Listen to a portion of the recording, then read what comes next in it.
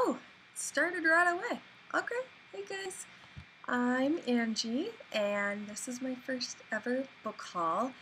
I went on a book shopping spree today with my boy, and he bought me 13 books, so I'm going to share them with you. I have a written blog right now, bookoverdose7.blogspot.com. I was watching some book haul videos on YouTube. My uncle actually showed me them, and I was like, hey, that's pretty cool. I think I might do that. So here I am doing that. I actually already recorded this and totally screwed it up. So I'm going to do it again. And this time I'm going to go faster because I went super duper slow last one. It was like a 20-minute video. The first book, oh, good.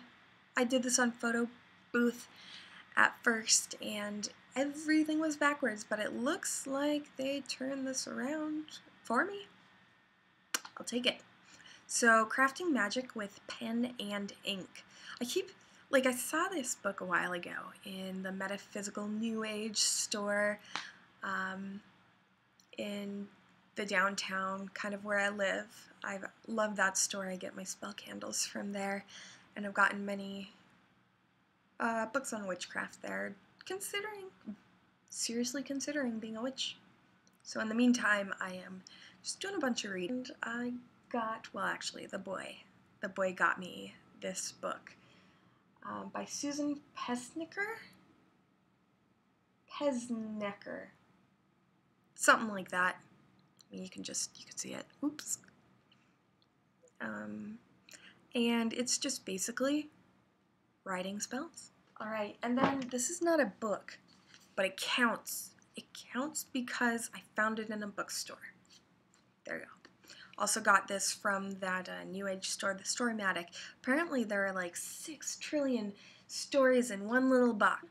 My friends and I used to make our own little cards, and we would draw our stories from them.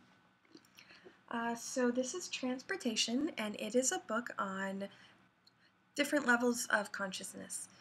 It is, so it's a way to get in tune with your mind and your body and your spirit. And for, I don't know what kind of religions, but I know witchcraft, this is a very important skill. I'm going to keep going with the nonfiction. I got Runes for Transformation, using ancient symbols to change your life. And this book is pretty much on the same plane as, and this is just creating the life, you know? Not creating the life, but it's like changing your life. Yeah. Based on what the runes tell you. Then I've got What the Bleep Do We Know? I think that's kind of funny. Like, whenever they have punctuation like that, I don't know how I'm supposed to type it into the computer to find it. I just put in What the Bleep and it comes up. And it is a metaphysical New Age book. No, wait. Found it in the New Age store, but it is a book on metaphysics and creating the reality that you want. Discovering the endless possibilities for altering your everyday reality. It is basically like the law of attraction, like The Secret, okay? Do you remember the book The Secret? It's written by Rhonda Burns, and it was on the law of attraction, which is actually an age-old idea, and it's existed for, I thought she was coming out. It's existed for, since the beginning of time, but Rhonda Burns just made it popular. What the Bleep is also a video. Then I have E Squared. It is 9 do-it-yourself energy experiments that prove your thoughts can create your reality. It pretty much What the Bleep Do We Know? It's just like an exercise book. Then I have Aliens in Ancient Egypt. I got this book because, oh, actually, let me read the little subtitle. The Brotherhood of the Serpent and the Secrets of the Nile Civilization. And I have recently been watching Ancient Aliens. And it's a cool show because it really makes you think, how did they do that? And it's a fun idea that we're not alone, you know? Universe is huge, it's expanding, and I think it's a little bit big-headed of us to assume that we are the only ones out there. So this is gonna be a fun book to read. Duh. I mean, like, what else am I gonna do? Eat it? Spiritual technology of ancient Egypt. Now, this is along the same lines. You're gonna see a pattern here. This is along the same lines of What the Bleep Do We Know and E Squared and the runes, kind of, except it focuses on ancient Egypt.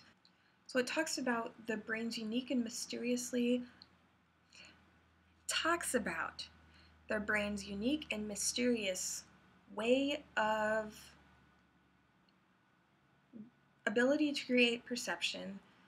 Consciousness is being considered as much a fundamental part of reality as the three dimensions we are so familiar with. So this is just exploring what the ancient Egypts thought of consciousness. So Suffer the Children is a zombie book. Basically, all the kids are dying, and then they come back, except, you know, they eat people. Or they suck blood. It says they thirst for blood. So I'm just assuming it's zombies because I like zombies, but I'll take vampires too. I mean, but they're dead. It's like a zombie hybrid vampire book. I don't know. We're gonna find out. I got Ancillary Justice by Ann Leakey, and it is about this Hoth-like planet.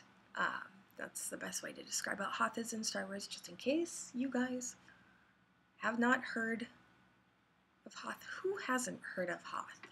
Okay, you're gonna notice I read sci-fi, I read fantasy, I read sci-fi, fantasy, young adult, and I read nonfiction. And this is actually adult science fiction. It's a woman who is stuck on an icy, Hoth-like planet, and she was on a huge starship with artificial intelligence. Won the Hugo and Nebula Award, and those are some big awards. So I'm like, I'll take it. I think I can do that. It's about this thing, this world that was run by gods, right? And a woman is a diplomat. She's sent on a mission to find a killer. And as she is, you know, pursuing the killer, she realizes that the gods, who were thought to be gone, they might still be there. I might have totally butchered that. So if I were you, I would go to goodreads.com and search City of Stairs,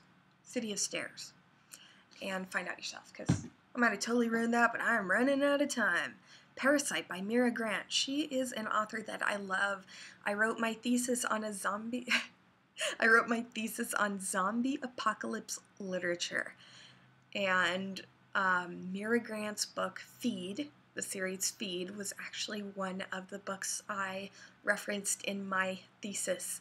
So I am excited to read another book by her. It is about these parasites that live in people that keep them totally healthy, but I guess after a certain amount of time, the parasites are like, hey, I'd kind of like to live. And,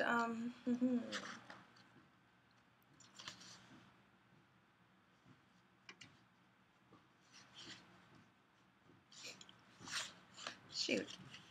Anyways, parasites, people, they want to do their own thing, which is probably not going to be good based on how her books go. Oh, and also she has a tendency to do some really surprising things with her main characters. So I expect some weirdness going on, something that not a lot of authors do, and if I told you what it is, it would give away the fucking book. so I can't do that.